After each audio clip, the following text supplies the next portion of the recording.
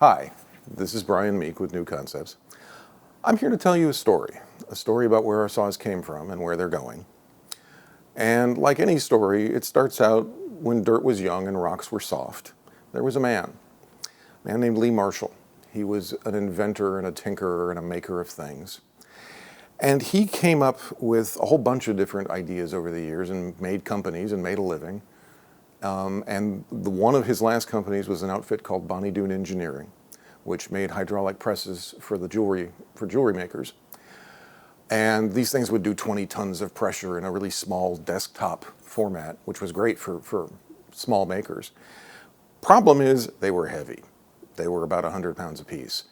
And Lee was starting to get up there, and he decided that he didn't really want to keep horsing around with these presses. So he retired and decided to putter around with some of the other ideas he'd come up with while he was working on the presses.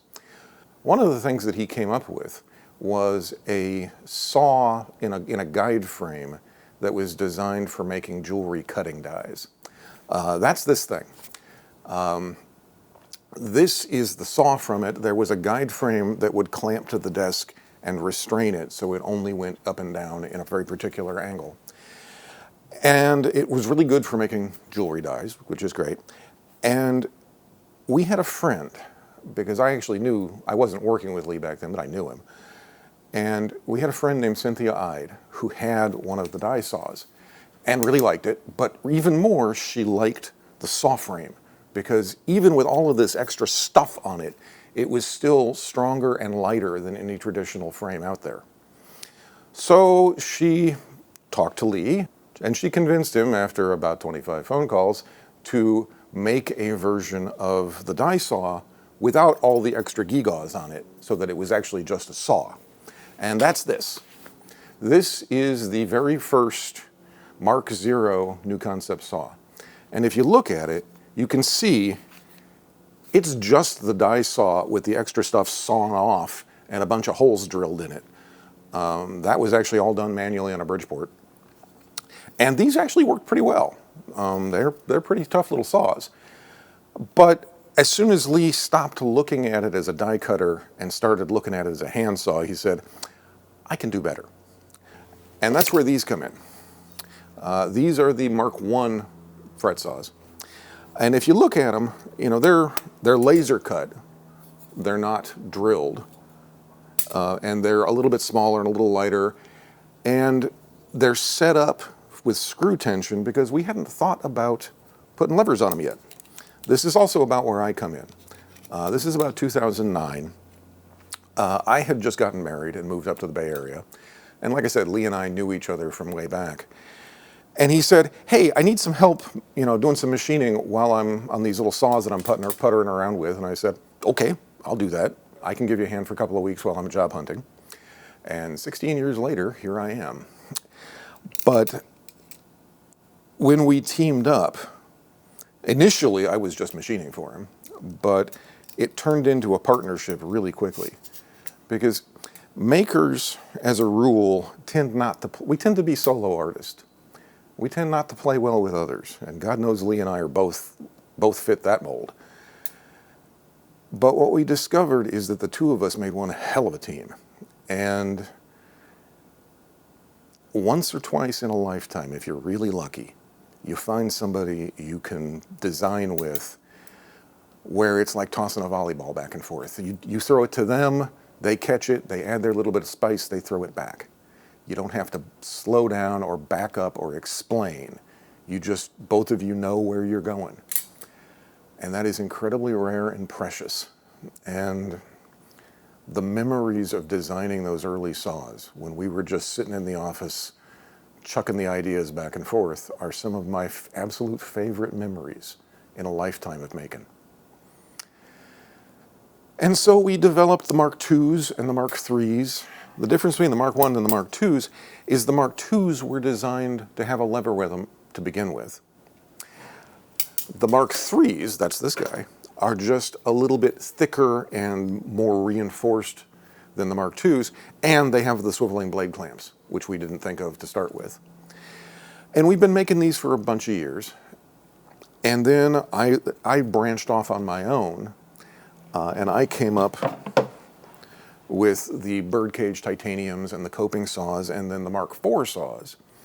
The Mark IVs are just really seriously reinforced ones. The reason that they're a little bit bigger and a lot beefier is that they've got blade clamps that can spin all the way around.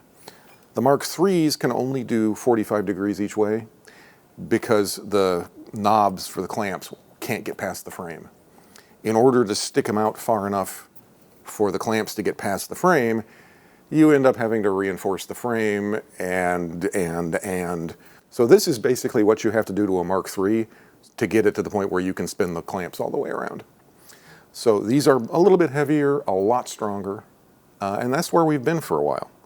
One of the things we don't do is talk much about our design process.